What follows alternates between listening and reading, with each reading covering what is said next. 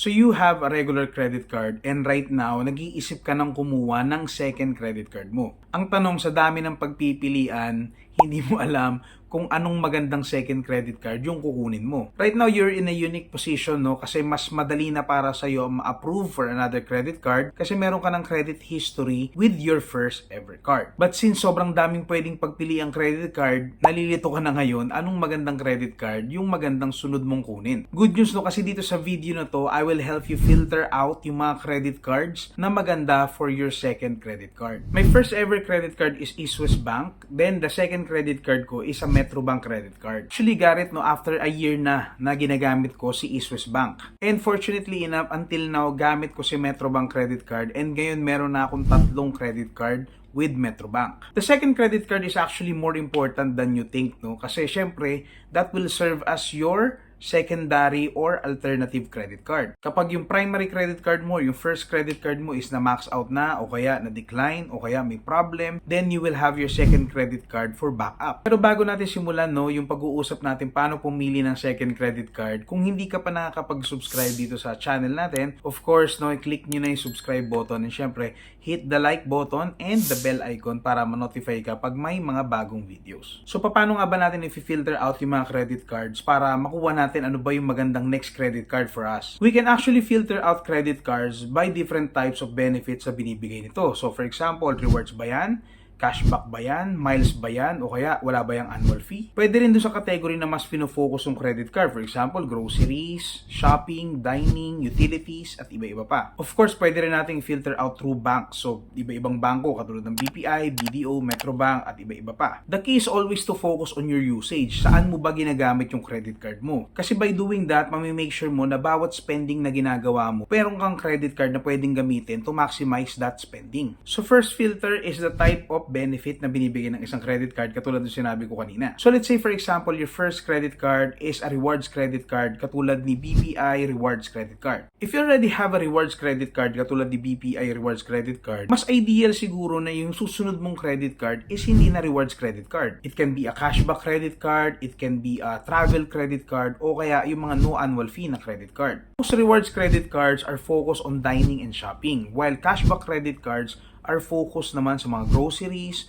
utilities. So since meron ka ng rewards credit card, covered na yung mga expenses mo katulad ng shopping and dining na mag-earn ng points. Pero one of the most common spending na ginagawa natin is groceries, okay? So cashback credit card is really helpful pagdating sa mga ganyang klase ng spending. This is just your second credit card, so hindi ka pa pwede dun sa mga higher tier na credit cards, no? So pwede mong consider yung mga cashback credit cards katulad nila BPI Amore Cashback, katulad nila Union Bank Cashback Cards. On the other hand naman, kapag yung unang credit card mo is a cashback credit card, pwede mo i-consider na rewards credit card naman yung susunod mong kuning credit card. Some of the best rewards credit cards na okay din for beginners are of course the Union Bank Rewards Credit Card, the Metrobank Titanium Mastercard, and yun nga kanina sinabi natin na BPI Rewards Credit Card. So I hope nasusundan nyo yung ibig kong sabihin, no, when it comes to diversifying your credit cards. So pwede rin yung mga no annual fee for life na credit cards katulad nila PNB Silo, nila Union Bank Q Platinum Visa. Pagdating naman doon sa types of categories, dyan na talaga mag-focus yan kung saan mo ginagamit yung cards mo. So, kailangan mong i-determine, no, ano ba yung primary expense mo? Grocery spending ba yan? Mga utilities ba yan? Shopping ba yan? Dining ba yan? Then, i-check mo muna, no, yung first credit card mo ba is aligned dun sa primary spending mo or hindi? Kasi kung hindi, it's ideal na i-match mo yung second credit card mo dun sa primary spending mo na. For example, ang una mong credit card is the BPI Rewards Credit Card, pero ang primary expense mo is grocery. So, katulad sinabi ko kanina, pwede mo i-consider yung mga cashback credit cards kasi yan talaga usually nakafocus sa grocery spending. So, pwede mong piliin for example si BPI Amore o kaya si Union Bank Cashback Card. So, let's say na align naman yung first credit card mo dun sa primary expenditures mo. Kailangan mong i-determine din ano ba yung susunod na malaking gastos mo. So, for example, yung second na pinakamalaking spending mo is pagdating sa dining naman, no? Pero meron ka ng rewards credit card dun sa BPI Rewards Credit Card. So, pwede ka pa rin mamili, no? Either kumuha ka ng another rewards credit card na mas nakafocus sa dining, katulad for example ni Metrobank Titanium Mastercard, o kaya kumuha ka ng cashback credit card na nakafocus din sa dining, katulad ni HSBC Live Plus. So, napakaraming combinations yung pwede mong gawin. All you really need to do is to identify, no, ano ba yung mga expenses na kailangan mong i-cover at ano yung mga benefits na gusto mong makuha. So, kung medyo nalilito kayo, no, pwede nyo i-comment sa baba yung gusto nyong klase ng benefits benefit and of course yung category na gusto ninyo para ma-identify natin anong magandang credit card yung bagay sa inyo. Other filter na pwede natin gawin, actually this is my favorite, no, is using yung different banks. Ako actually ito talaga yung ginawa ko, no, kasi nung beginner pa ako pagdating sa credit card, hindi pa ako masyadong maalam pagdating sa mga benefits, pagdating sa mga categories. Ang alam ko lang yung mga iba-ibang credit cards, iba-ibang bangko yan. So parang ang cool lang, no, kung meron kang iba-ibang bangkong credit card. Pero actually pwede mo talagang gawin yun, no, lalong-lalo na kapag yung bangko, ang kanyang credit card is separate yung mga limit. So there are banks na nag-o-offer ng separate limits bawat credit card. Meron din mga banks na shared yung limit niya kahit gaano karami yung credit card mo sa kanila. So example ng mga bangko na nagbibigay ng shared limit, ibig sabihin, no, regardless kahit 2, 3, 5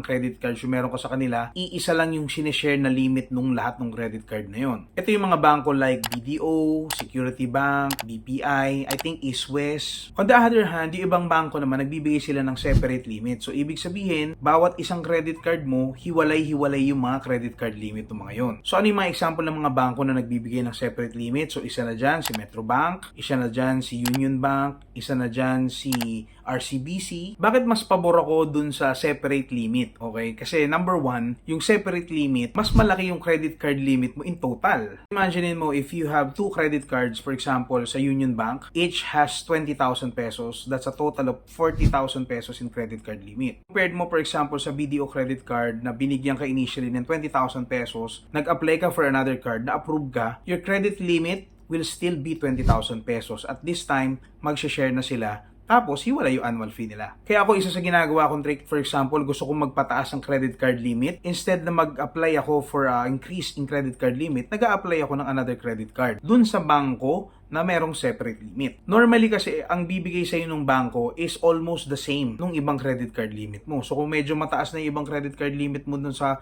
existing credit cards mo sa kanila, chances are mataas din yung ibibigay nila dun sa panibagong credit card na kukunin mo sa kanila. Most likely din na ma-approve ka sa kanila kasi nga meron ka ng existing credit card from them. Pero sabi ko nga, every card, iba-ibang annual fee yan. So syempre, isipin nyo rin mabuti bago kayo mag-apply na mag-apply. Filtering credit cards by banks din, magandang option din yan kasi mas na ma-maximize po iba-ibang klase ng promos. So for example, yung first credit card mo is BPI credit card. So ibig sabihin, kuha mo yung mga promos ng BPI. Then if yung second credit card mo for example is Union Bank, kuha mo naman ngayon yung mga promos ni Union Bank. So dun sa example natin kanina, for example, yung first credit card mo is a BPI rewards card, mas maganda, wag na BPI yung apply mo ulit, syempre. Lalong-lalo na, shared yung limit ng BPI. So kung ako yung tatanungin mo, mas maganda, lumipat ka naman dun sa mga separate credit card yung limit. Diba? For example, Union Bank, Metrobank, RCBC. Diyan kasi talagang lalawak yung credit card knowledge mo, no? Kapag iba-ibang bangko, iba-ibang promos, iba-ibang benefits, iba-ibang features, yung mga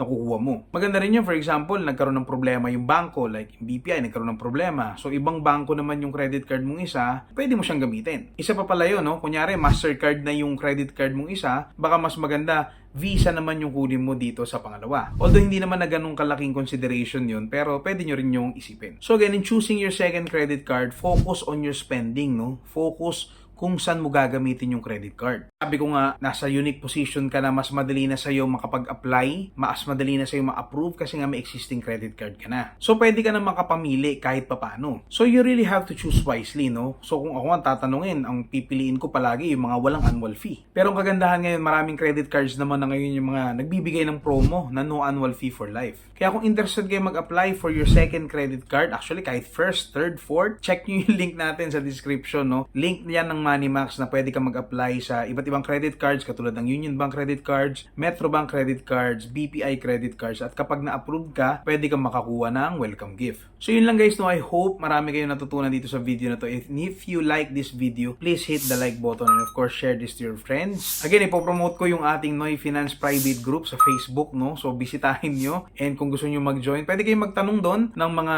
questions nyo about credit card at isa ako sa mga sumasagot. So yun lang guys, again, this is Raymond from Noy Finance and I'll see you in the next video.